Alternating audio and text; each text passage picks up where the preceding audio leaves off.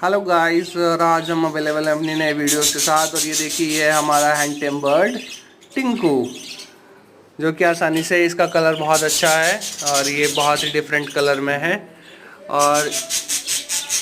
और जैसा कि हमने अपनी ब्रीडिंग अपडेट में दिखाया था, लगभग सभी बर्ड्स के बच्चे मटकियों से बाहर आ चुके हैं और सभी लगभग उड़ना सीख रहे हैं। लेकिन अभी सभी पेरेंट्स फीडिंग पे हैं, अभी कोई बच्चा अपना सेल्फ फीडिंग पे नहीं है। ऐसी अपडेट्स के लिए सब्सक्राइब करते रहें पैंटे बर्ड चैनल।